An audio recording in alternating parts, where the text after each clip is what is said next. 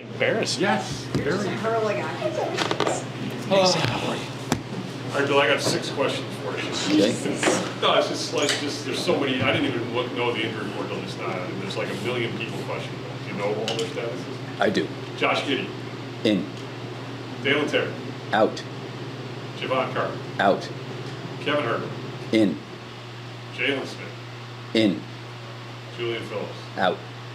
All right, so for the injuries, I saw Javon's, and he looked kind of messed up, but he obviously was consistent. Just his shoulder, the joint on top of his shoulder, is what's bothering him. I think it could be pretty painful with what he's got. It's like a joint sprain going into that screen there last night. So that's what he's dealing with. And medical told me yesterday coming back, they're like, listen, he's in some pain now. It's only going to get worse tomorrow. It's generally how those things respond. Do you get any sense of any of these 3 guys that are out is long-term stuff? Or? No, I don't. I hope not. I mean, Dalon is got kicked kind of on the side of his leg calf area, so he's got, he's got a strain there because of that. And I think Julian had been dealing with a thigh contusion. He had gotten kneed, and then I think the same exact thing happened in the same spot, which made it significantly worse. I don't know the timetable of those guys. I mean, it's not something we feel is long-term, but they'll get treatment and see how they respond. We have 2 days after this game, so we'll see where they're at. What's the plan for Lonzo on those 2 off days? He needs to work there, in terms of getting on the court and doing some of that stuff. There is some optimism that he could be available for Portland. I think up the next 2 days will tell a lot. Thank you. Billy, with Dalon, it's unfortunate he's going to miss a game, but what have you liked about what he's done, and why do you think his stock has kind of climbed in your eyes the last couple of weeks where he's even close in games out? I think he's been, a lot more reliable. I think for young players that the biggest thing is the consistency part and being able to, for him, just talking about him specifically, it's sometimes fouling, like it happened in the first play of the game. Right. Yesterday, Shea gets in the lane and shot fakes, and we talked about that, and he leaves his feet to foul.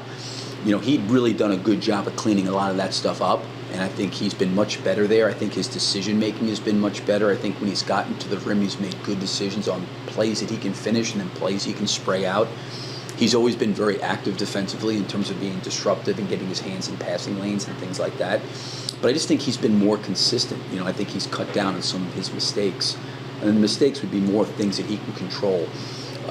And some of it's been his fouling, and some of it's been some game plan discipline, and some of it's been decision making.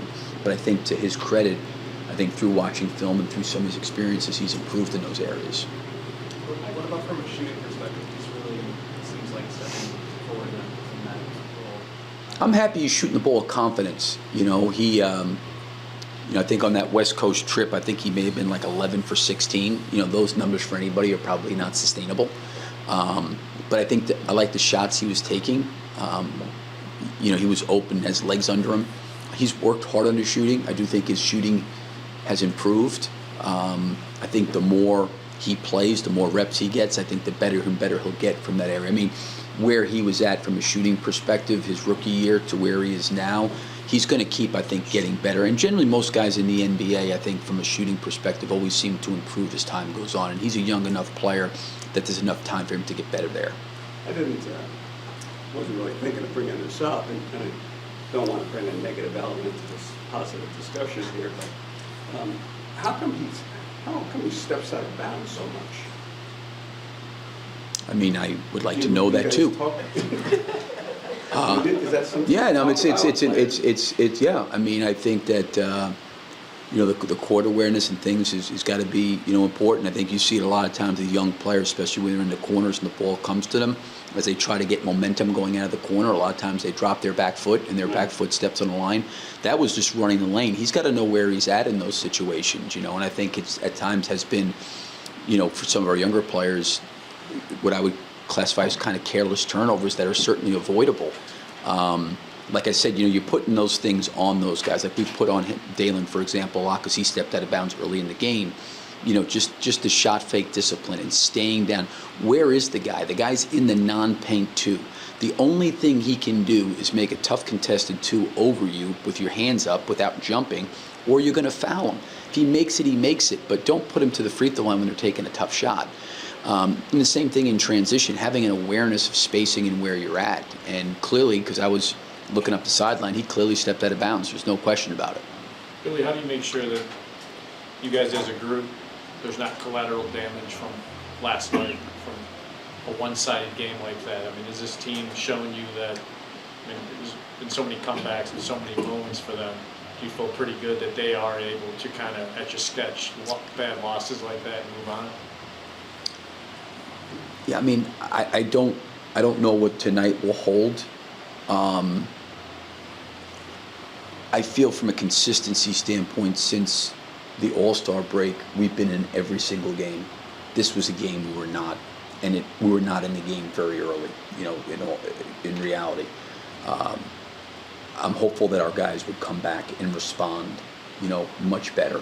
I think we've been a team that's competed really, really well and have given ourselves opportunities to win games. We've fallen short at times, but it wasn't like it was last night. Right. I think that's a challenge. I think for us, we've been so good in transition, we've been so good playing fast, that our guys need to understand and realize that teams are going to adjust or make that an incredibly high-level point of emphasis, that they've got to stop that.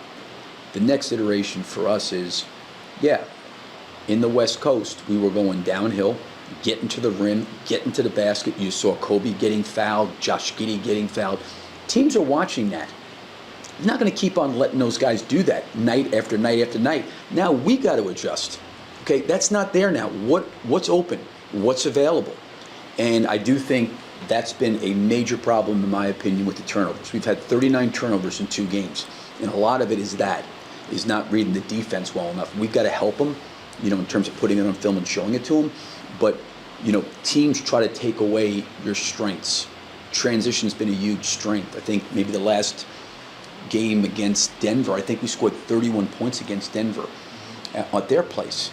Teams are looking at that and saying, we got to get back, got to build a wall, can't let them get to the paint, show your hands, put your hands up. Coby White's taking 7 free throws, Giddey's getting 7, 8, 9 free throws. Now we can't just keep barreling into people when guys are showing their hands and we're not getting calls. We got to adjust, and I think that's got to be a big part of it for us. Billy, Coby, go ahead. Coby, what? Yeah, Kobe's not a big individual accolades guy, but when news comes that he wins Player of the Month on a game day, how do you guys kind of acknowledge that?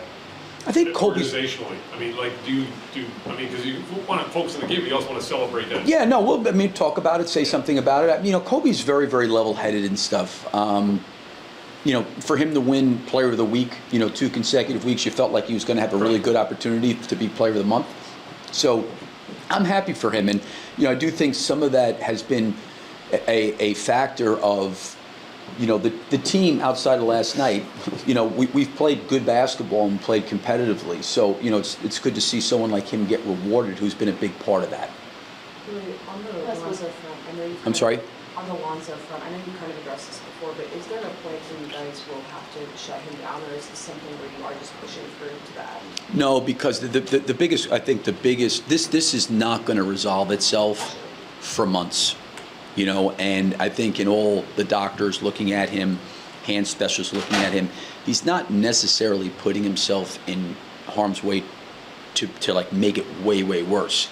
What he is going to potentially deal with, so he hits it the wrong way, lands the wrong way, it could get really, really flared up again, but there's no problem medically, from what I've been told by the people that have been dealing with his wrist, of him going out there and playing. So he, if he can get back and play to a point where he feels comfortable that he can be productive out there, we're gonna play him. But it's not something where have talked about or discussed, or even he's discussed, like, let me let this thing heal.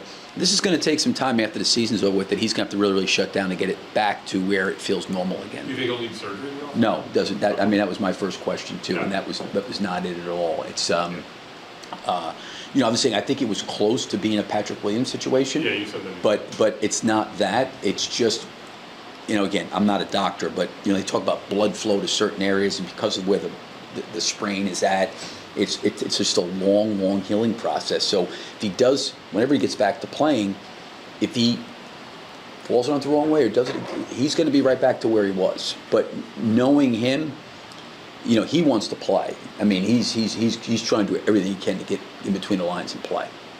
Thanks, Coach. Thank you, Yep, Billy. thank you. Yep. Kobe will address. Montenegro, just one question more. From Montenegro? Yeah, I came all the way from there. Okay, all right. Sorry for that. I'm Dalon from National TV. I just want to ask one question about Vooch. How do you expect him to play tonight? I hope he plays great. We need him. I would like. You like me to sit here? Okay, we can do that for you. How about that, okay? Okay. And just a few words about him. How Yeah, no, I think Vooch has had a great year. He's played really well for us. I think he's been a big part of what we've tried to do. So I think after, you know, last night's game and a back-to-back, I'm hoping not only Vooch but our entire team can play better. Thank Thank you very much, sir. Thank you. No problem. You got mine, Jeff.